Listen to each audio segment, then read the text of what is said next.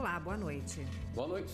Em sessão solene, o Supremo recebeu hoje um manifesto da sociedade civil em apoio à Corte. O presidente do STF, o ministro Dias Toffoli, disse na ocasião que só o diálogo constrói a sociedade.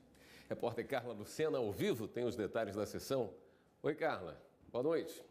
Oi, William. Boa noite para você, boa noite a todos. E olha só, o manifesto de apoio ao STF, ele foi lido logo no começo da sessão solene pelo presidente do Conselho Federal da Ordem dos Advogados do Brasil, Felipe Santa Cruz. Esse foi um documento que foi assinado por várias entidades do país que representam aí diversos setores, desde trabalhadores até confederações de religiosos. Eles repudiam o discurso de ódio, os ataques e as agressões que o STF e os ministros vêm sofrendo. O texto diz ainda que o STF ele é essencial para a construção de um país justo, solidário, e também chamam a população brasileira a defender o STF como uma instituição estável, permanente e indispensável. Essa solenidade ela foi acompanhada pelo presidente da Câmara dos Deputados, o deputado federal Rodrigo Maia, pelos ministros do STF, parlamentares e outras autoridades. O presidente do STF, o ministro Dias Toffoli, ele destacou a importância do STF, disse que essa importância ela foi renovada e reforçada com a Constituição de 1988 e ainda que apenas o diálogo constrói uma nação. Vamos acompanhar a reportagem. O manifesto foi assinado por cerca de 200 representantes de sindicatos, conferências religiosas, bancos, empresários e advogados. À frente do apoio, a OAB disse que não se pode calar os ministros do STF. São inadmissíveis os discursos que pregam o ódio, a violência e a desarmonia na sociedade e contra o Supremo Tribunal Federal. Reafirmar a importância do Supremo Tribunal Federal é defender a Constituição. Convidamos a sociedade brasileira a defender o Supremo Tribunal Federal como instituição permanente, estável e indispensável para a construção de um país cada vez mais justo, solidário e responsável pelo presente e pelo futuro das futuras gerações. Integrantes de igrejas ressaltaram que a sociedade brasileira precisa de um judiciário livre, independente e de olhos abertos às demandas do povo. Ninguém está acima da lei e nem à margem dela, sem a amplo direito de defesa. Deus nos livre de qualquer forma de um Estado totalitarista.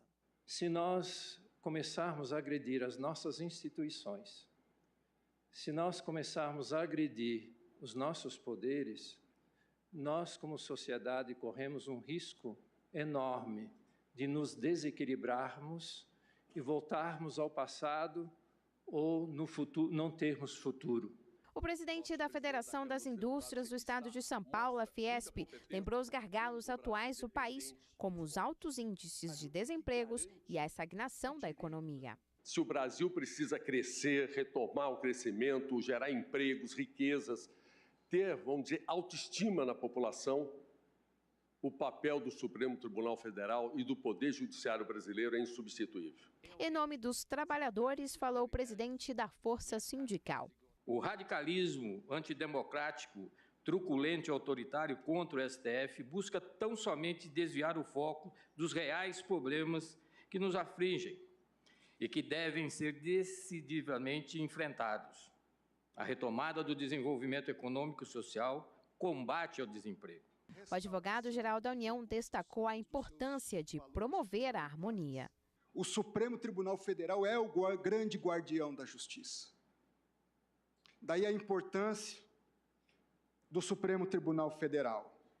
Ele é o que, em última análise, vai dizer não só o direito, mas a justiça dentro do Estado democrático de direito. A Procuradora-Geral da República disse que toda semana os ministros do STF entregam à sociedade justiça. O compromisso do Supremo Tribunal Federal tem sido com a defesa de liberdades e da democracia. Sem liberdade, o indivíduo não encontra justiça. Sem democracia, não exerce liberdades. O presidente do STF, ministro Dias Toffoli, agradeceu o apoio e afirmou que o Supremo é essencial para a democracia do país. Precisamos ser firmes na defesa do Supremo Tribunal Federal. Ao fazermos isso, estamos defendendo a própria democracia. É preciso que o diálogo construtivo e transformador assuma definitivamente o lugar da agressão e do ódio, que não devem entrar em nossa sociedade. Bem, como vimos, hoje não houve sessão de julgamentos no Supremo, mas a sessão plenária de amanhã está mantida e a consultora jurídica da TV Justiça, Karina Zucolotto, está aqui para falar sobre ela. Boa noite, Karina. Boa noite, Érica. Oi, Karina, boa noite. Boa noite. A Constituição do Estado de Roraima deve estar presente amanhã entre os julgamentos previstos para a sessão de quinta-feira, né? É uma pauta bastante extensa para os trabalhos do plenário do Supremo Tribunal Federal e, entre elas, uma ação direta de inconstitucionalidade cujo julgamento foi iniciado em outubro do ano passado, mas suspenso e que pode ser retomado na sessão plenária de amanhã. A ação direta de inconstitucionalidade foi proposta pelo governador do estado, questionando a emenda constitucional número 7 de 99, que prevê a necessidade de uma sabatina prévia perante a Assembleia Legislativa do estado para a nomeação de alguns cargos indicados pelo Poder Executivo. Então, a emenda diz: para presidente de sociedades de economia mista, autarquias no âmbito do Estado, fundações públicas, interventor municipal em casos de intervenção em municípios, defensor público geral e procurador-geral do Estado, haveria a necessidade de, antes da nomeação feita pelo governador, ser esse nome indicado aprovado na Assembleia Legislativa. O relator da ação, o ministro Ricardo Lewandowski, já votou e entendeu que, em relação a alguns desses cargos, haveria sim uma incompatibilidade com a Constituição.